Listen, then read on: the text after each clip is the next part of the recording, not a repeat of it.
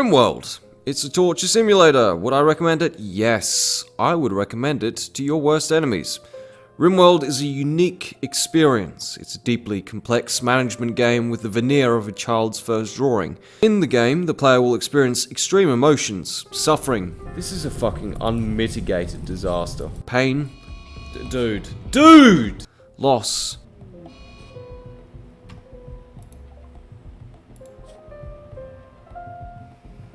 Why? Anger. Think of what you've done. And disappointment. Get someone to work on the fabrication bench so some progress could be done. But everyone is busy having a tizzy. The 5 stages of grief. Sometimes there will be glimmers of joy. God. We're gonna make it! Followed by more suffering. And more. And more. It's the most effective horror game of our generation. It's given me nightmares, and genuinely, I am not being facetious. The player is responsible for looking after a colony of bizarre and quirky individuals.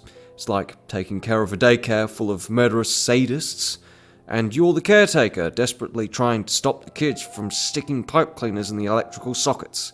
It's up to you to create a sufficient colony, and it's your fault if Todd stabs Georgina over some petty argument. This game is tough. I've beaten Dark Souls, I'm more alpha than Project Zomboid, and this game kicks my ass. If the player makes a trivial mistake, like incorrectly wiring a fridge, all the food rots, and the colony has to eat each other to survive. Forgetting to reassemble a door means the next raid will walk straight in, welcome themselves, have a tea party, kill your family dog, and politely leave. Putting cooked human meat in with the animal meat contaminates the entire pile of food, and some weak sauce little shit colonist will eat this meat and throw a fit because it's not gourmet, and in their anger, destroy your only battery, shutting down the entire colony just as a raid begins. The greatest part of this game is the stories it generates, with all the intricate systems going on behind the scenes, the age, the limb destruction, and the personality traits. A lot of spontaneous and unique events occur, such as a misogynist marrying a Tumblr user, or an old lady developing dementia and subsequently getting lost in the woods. It's a shame that this spontaneity doesn't exist for the timed events. Every once in a while, a good or terrible event will happen, so the player either receives a gallon of milk, or they get raided. Raided? Raided? Raided, raided, milk, raided, raided, raided, raided, raided. Without mods, the diversity of these events grows a little tedious and repetitive, and the positive events, sadly, aren't great. Sorry, one sec. Hi, yes, this is the God of RimWorld.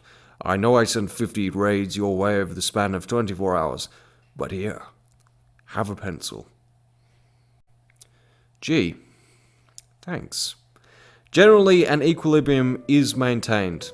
The game has a good balance of, this is untenably bad, I'm gonna lose the game, to, this is fine, I'll survive. For example, having catharsis after a mental break stops the colonists from spiraling from one mental break to another, so it's not hopeless. They can recover. Sometimes there are lost causes that continue to have one mental break after the other, but they can always be used as compost or served as a juicy refreshment. There's always a way out of your problems in RimWorld. Like a bullet in the brain.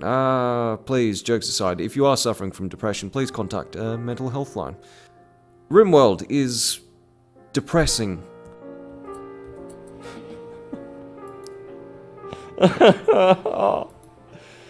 Dude, come on, you can make it. You gotta save him, buddy. You gotta save him. Colonists die, sometimes due to a shitty dice roll, and it's heartbreaking. A lot of the time, though, it's the player's fault that they died, which is even worse. While there are times of hope, like a wedding, generally the game is one massive bundle of stress, worries and frustrations, problems and problem solving, as comes with the territory of management games. Know what you're getting into. RimWorld. It's hard, it's long, and there's a satisfying climax, but be warned, if you play it, you'll need therapy.